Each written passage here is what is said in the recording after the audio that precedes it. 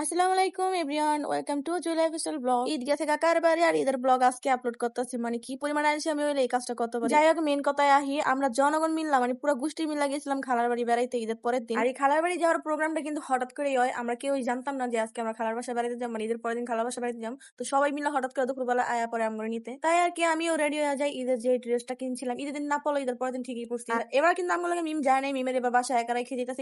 এদিকে আমার আম্মু তার ছোট প্রেমিক নিয়ে ছবি তোলার জন্য পোজ দিতেছে, বলতেছে যে ছবি তোলা দাও। তারপর আমরা সবাই রওনা দিলাম আল্লাহ নাম নিয়ে। এর মাঝখানে কিন্তু আমরা দুই একটা ছবি তোলা লই। ছবি তোলার চান্সটা এবার কই পেলাম, আব্বু চিলাচিলি করতেছে, তাই আব্বুরে নিয়ে এবার ছবি তুলতে দাঁড়ায় গেছি। দুই আব্বারে নিয়ে কয়েকটা ছবি তুললা দেখলাম গাড়ির কাছে, মানে এখন 3-4টা গাড়ি লাগবে আমগো যে ফ্যামিলি। তো 3-4টা তো হইবো না, প্রায় 5টার মতন গাড়ি লাগবো। এরপর আমরা সবাই মিলে রওনা দিলাম। ঈদের দিন রাত্রে সারা রাত ঘুমাই নাই, জাগনা ছিলাম, তাই চেহারার অবস্থা 12টা বাজে গেছে। তো তোমরাই বলো আজকে আমার কেমন লাগতেছে সাদা মাটা ভাবে। এদিকে মাওতাল মেডিকেলের রোড মানে এত বাজে অবস্থা, এই জায়গায় নৌকা চললে বা খারাপ কি, নৌকা চললে বেশি ভালো চলবে। সামনে তো বৃষ্টির সিজন আসতেছে, আর তখন তো পুরা গলা অব্দি পানি থাকবো। যাই হোক, রাস্তা দিয়ে ঠালতে ঠালতে আয়া পড়ছি প্রায় মেন জায়গায়, মানে মাওতাল মেডিকেলে ঘোরায়। এদিকে সবাই জড়ো হইলাম, মানে হ্যাঁ মিটিং আর শেষ হয় না। গেটের সামনে কতক্ষণ মিটিং করলো, আবার হ্যাঁ দাঁড়াইছে মিটিং করতে। যাই হোক, মিটিং শেষে আবার এখন আবার আটতেছি, মানে একটু সামনে যেতে হইব, ব্রিজটা পার হইতে হইব। এদিকে আমার পায়ের অবস্থা 12টা থেকে 13টা জায়গা থেকে মানে এত খারাপ অবস্থা হয়ে গেছে, পা ছিলাম মাংস বেড়ে গেছে, তাই মোজা খুলতেছি। দুঃখের বিষয়ে মোজা তো আর পাইলাম না। এরপর আমি আর আম্মু ফ্লাইওভার ব্রিজের উপরে দাঁড়াইয়া 2-3টা ছবি তুললা আবার হাঁটতাছি। এদিকে আমার আম্মুর অবস্থা দেখেন কতটা সহজ সরল। সে বলতেছিল এদিকে একটু ভিডিও নাও, ওই পাশে একটু ভিডিও নাও, মানে আমার আম্মু সবকিছু দেখাই দিতেছিল। আজকের এটা মনে হয় আম্মুর জন্যই, কারণ তারা সব ভাই বোনেরা একসাথে হইব, তার অনেক আনন্দ লাগতেছে। অবশেষে নিচের মধ্যে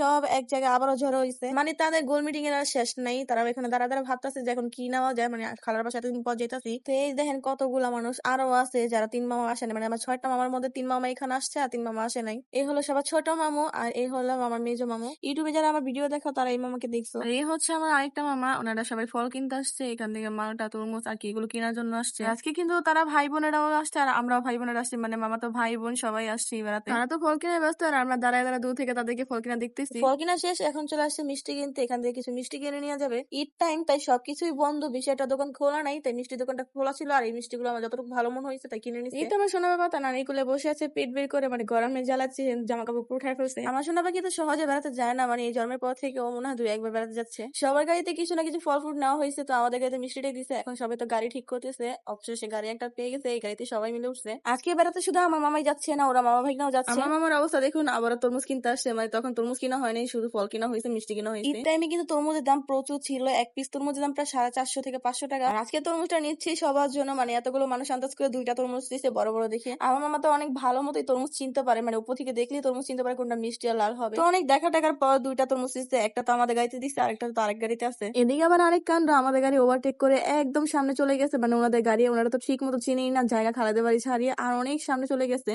আমরা তো দাঁড়ায় দাঁড়ায় তাদের জন্য অপেক্ষা করতেছি, কারণ তারা আসলে একসাথে আমরা খালার বাসায় যাবো। অনেকটা সময় অপেক্ষা করার পর তারপর তারা অবশেষে চলে আসে। অনেক বছর পর খালার বাড়িতে বেড়াতে গেলে যা হয়, সবাই রাস্তা ভুলে গেছে। আর আমার খালা তো জানেই না যে আমরা এতগুলো মানুষ তাদের বাসায় হামলা দিয়ে চলে আসছি। আমাদের সবাইকে দেখে অবশ্যই খালা সারপ্রাইজ হয়ে যাবে। তবে গেট দিয়ে ঢোকার সময় খালার মেয়ে দেখে ফেলছে, মানে আমার বড় আপু দেখে ফেলছে। আমার ছোট মামু আগে গিয়ে সব ফাঁস করে ফেলছে, মানে আমরা যে এতগুলো মানুষ চলে আসছি। কমপক্ষে আমরা 20 জন ছিলাম এখানে, মানে ছোট বড় সবাই মিলে 20 জনের বেশিই হবে। আমার খালামণি তো আমাদের এতগুলো মানুষ দেখে অনেক খুশি হয়ে গেছে, মানে সবাই আসছি তার সাথে দেখা করতে। আর খালু তো অনেকটা অসুস্থ, তাই সবাই মিলে তাকে দেখতেই আসছি। আর আমার শোনা তো এই প্রথমবার আমার খালুর কোলে উঠলো, প্রায় 7 বছর পর খালুর বাসায় আসলাম বেড়াতে। আর তারা ভাই বোনেরা একসাথে দেখা করতেছে, কথা বলতেছে, আর আমরা তো এই ছোট্ট রুমে আসে সবাই আড্ডা দিতেছি। হ্যাঁ, আমার মামা তো বোন তো সাজুগুজু করতেছে, কারণ ভিডিও তো ওকে সাজুগুজু ছাড়াই নিছি, মানে ও এতক্ষণ অন্যরকম ছিল আর এখন ড্রেস পরে আছে। তো এই ছিল ঈদের দ্বিতীয় দিনের ব্লগ ভিডিও। কেমন হয়েছে অবশ্যই তোমরা লাইক কমেন্ট করে জানাইবা। তো সবাই ভালো থাকবা, সুস্থ থাকবা, আল্লাহ হাফেজ, দেখা হইব অন্য কোনো ভিডিওতে, টাটা।